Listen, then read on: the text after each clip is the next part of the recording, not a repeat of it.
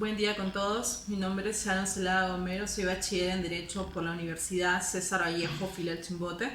asistente legal del Estudio Jurídico Montero y Asociados Defensa Penal, miembro fundadora del Centro de Estudios e Investigación Exciente Juris. También soy parte de la Comisión de Derecho Penal en Sociedad Peruana de Derecho. Antes de poder centrarnos a la temática de hoy, quiero agradecer al Taller de Capacitación Jurídica y Civil por permitirme ser partícipe de esos espacios académicos brindados y también felicitarlos por esta iniciativa. Ante ello, vamos a poder ahondar algunas cuestiones de la Ley 31012, que es la Ley de Protección Policial, que fue promulgada el 28 de marzo del presente año, en el cual algunos refieren ser la respuesta a la coyuntura social que está suscitando, mas no es así porque fue diseñada por el anterior Congreso disuelto y no estamos al estado de emergencia o a una respuesta frente al estado de emergencia que está pasando. Vamos a ver lo que es la finalidad de la presente ley enmarcada dentro del artículo 2, que viene a ser garantizar la eficiencia del servicio policial, lo que es el empleo de armas y uso de la fuerza, para que ellos tienen que utilizarlo de forma reglamentaria para que puedan gozar la protección legal del Estado. Ahora, el legislador, ¿a qué se refiere con forma reglamentaria? Es que estos agentes de la Policía Nacional del Perú y Fuerzas Armadas se ajusten a los protocolos de sus diferentes instituciones. El objeto de esta presente ley, dentro de unos lineamientos que tienen, vamos a ver la razonabilidad de medios, que viene a ser una exigencia de la legítima defensa, que viene a ser cuando el agente policial va a utilizar los medios idóneos menos dañosos que se encuentren, pero en el cumplimiento del deber es que éste actúe bajo la normativa o el marco normativo que éste le configura, que lo vamos a ver porque para mí sería más factible ese término. Ahora, con respecto el Tribunal Constitucional refiere en su expediente número 002-2008, en el cual a regular el empleo de esta fuerza se tiene que seguir ciertos principios básicos en el cual están mencionados sobre el empleo de esta y el armas de fuego por funcionarios encargados de hacer cumplir la ley, y también lo menciona la conducta o el código de conducta de funcionarios encargados de hacer cumplir la ley, que menciona que para regular esta fuerza o para hacer uso de esta fuerza siempre tiene que ser necesario, más no caer en excesos. Y ante esto, pues yo creo que al mencionar que la razonabilidad de medios será interpretada a favor de este agente policial, creo podría hacer mención que habría excesos en lo que es la obtención o escoger ciertos medios idóneos que estarán a su alcance, o cae en esa duda o mención que muchos han dicho que podría dar una especie de credencial o licencia para matar, pues algunos piensan referido a este término, ¿no? Razonabilidad de medios. Ahora, con respecto a la legítima defensa, la Corte Suprema ha hecho mención a ello, a esta problemática, con respecto pues a la actuación policial y la excepción de responsabilidad. ¿Cuál es la posición de esta Corte Suprema? Es que referido a cualquier ciudadano de pie que está autorizado excepcionalmente de poder repeler una agresión, a diferencia de un efectivo policial que tiene que ceñirse bajo la normativa, porque hay ciertas normativas que refieren cómo deben actuar o cómo debe ser la actuación dentro de diferentes contextos.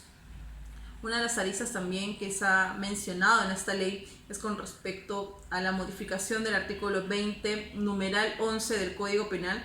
que para mí estamos frente a un derecho penal simbólico, ya que con respecto a la palabra forma reglamentaria es que conllevado antes o existió antes hasta el año 2014, en el cual se eliminó mediante la ley 30151. Entonces lo que hace esta presente ley es más que todo restituir la palabra en forma reglamentaria. Entonces creo que lejos de prestarle o restarle, mejor dicho, importancia a los protocolos policiales, yo creo que más que todo trata de reforzar ello. Antes de esta ley, ¿cómo estaba denominada? O cómo estaba escrita, mejor dicho, era bajo el término en el cumplimiento de su deber, que actualmente lo tiene como su función constitucional, y añade o restituye el término en forma reglamentaria. Entonces, ante eso, creo que ha existido una modificación circunstancial más que todo, pero que debería seguir usándose en el cumplimiento de su deber, que es más adecuado para mí. Ahora, con respecto a otro punto, una arista muy importante es con respecto a la nueva defensa legal que van a recibir estos efectivos policiales. Entonces, no va a ser el defensor público del Ministerio de Justicia que está encargado de poder quizás defender cualquier procesado común, sino de dotar al más capacitado, al más especializado en sí, pues ciertas detenciones arbitrarias, empleo inadecuado de ciertas armas de fuego y demás casos que puedan suscitar. Yo creo que en este punto hay una total criterio a cuestionar, que es con respecto que bajo ciertos funcionarios o en la función que tienen ellos como funcionarios públicos, en el cual frente a otros existe un trato diferenciado, y esto es porque ciertos funcionarios que se encuentran sumergidos frente a ciertas contrataciones estatales pueden ser declives o pueden tener aún por la función que realizan, están sumergidos a ciertas denuncias. Entonces, ¿por qué ese trato diferenciado en ambos? Este punto creo que es más que todo por el caso del policía Elvis Miranda, que fue un policía piurano en el cual su defensa no fue privada, sino fueron abogados especializados por el Ministerio del Interior. Y obtuvieron la libertad de manera muy exitosa. Entonces creo que en vez de poder crear un sector especializado bajo el término procurador público, especializado en la defensa legal de la Policía Nacional del Perú, es reforzar más que todo la defensa legal del Ministerio de Justicia, que para mí sería lo más idóneo en vez de crear ciertos sectores privilegiados. Ahora, con respecto a la prohibición de las medidas cautelares de prisión preventiva y detención, es con respecto pues que esta prohibición existe desde hace mucho tiempo atrás, pero de manera muy genérica bajo ciertas causales de antijuricidad. Entonces esta ley creo que lo que realiza es una mención mucho más específica de ello. Ahora, bajo ciertos lineamientos políticos criminales, conlleva a preguntarnos que a este sujeto, agente policial, que no ha sido o no se le ha podido establecer una medida cautelar, pues ¿qué le va a impedir que pueda adulterar ciertos medios probatorios en su contra, o pedir o hacer convencer a estos peritos, testigos o policías para que lo favorezcan? Entonces acá existe un razonamiento tácito con respecto a esos efectivos policiales que hace mención pues que no van a tener algún tipo de peligro procesal, ni peligro de fuga ni obstaculización en sus dos vertientes. Y también hay un sentido de decir pues que ellos tienen arraigo domiciliario, arraigo laboral y los demás que existiesen. Hay una diferencia, ¿no? Entonces, ¿por qué marcar que un ciudadano sí podía eludir de la justicia y un efectivo policial, pues no? Y otro de los puntos también importantes, que es una lista a mencionar, que es con respecto a la vulneración de ciertos principios constitucionales, que es el principio de independencia judicial y el principio de igualdad ante la ley. Dentro del principio de independencia judicial, que lo pueden encontrar dentro del artículo 139, numeral 12 de la Constitución Política del Perú, conlleva a que el legislador va a crear de manera indirecta la obligación de que este juzgador no pueda aplicar esta medida cautelar. Entonces, y este fiscal, bajo la autodeterminación que le compete,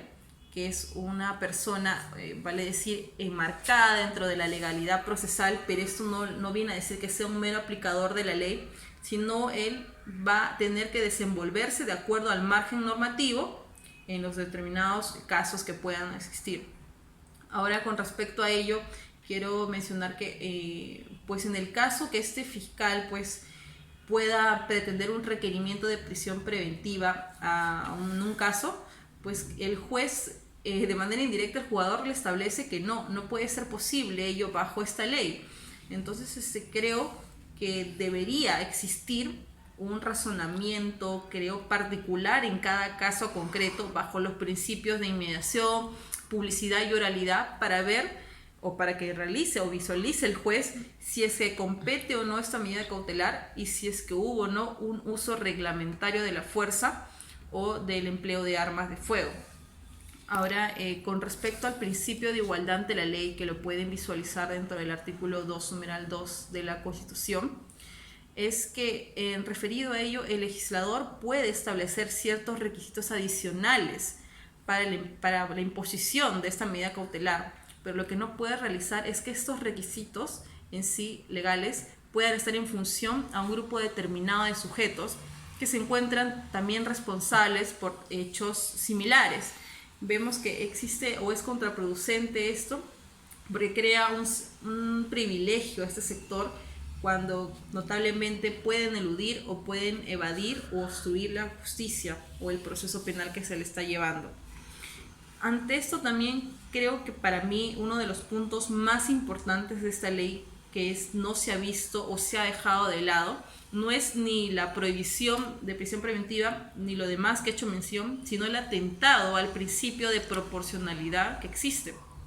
Dentro de su disposición complementaria, pues deroga en sí lo que es el literal C, numeral 4.1, artículo 4 del decreto legislativo 1186. Y este decreto legislativo 1186 está referido a lo que es a la actuación por parte de la Policía Nacional del Perú. Entonces, y literalmente en este mencionado, pues, lo que había dicho, es la positivación, ese numeral 4.1, es la positivación de lo que es la proporcionalidad dentro de la actuación policial. Entonces, creo que esta ley cae en un torpe intento de poder eliminar este principio que es básico, inherente por parte del Estado, en el cual, pues, base nuestro sistema jurídico, también no olvidarnos ello, y que tiene un reconocimiento supraconstitucional. Entonces creo que cae en un totalmente torpe intento, vuelvo a decir, porque es muy importante este principio establecerlo o estar establecido dentro de nuestra normatividad. Creo que también el fomento que realiza el legislativo al tratar de respaldar a la protección policial bajo lo que es económico, social, por parte del Estado, creo que se crea también de manera ciertos criterios negativos y detenciones arbitrarias que pueden caer estos efectivos policiales. Y esto también creo que existe un vacío legal, porque dentro de la incorporación de este artículo 292A, que habla sobre la prohibición de la prisión preventiva, es que no se ha hecho mención a las Fuerzas Armadas o a la gente de las Fuerzas Armadas que en contextos de violencia que pueden suscitarse tienen un rol importante también como el Policía Nacional. Es decir, ¿por qué el Poder Legislativo no pudo poder considerar también a esta gente de las Fuerzas Armadas? Y por último mencionar, y quiero culminar, que esta presente ley no es inocua, sino es muy problemática y también transgrede ciertos criterios de dogmática penal y procesal penal. Y para mí, creo que debería existir una modificatoria o una derogatoria de esto. Muchas gracias.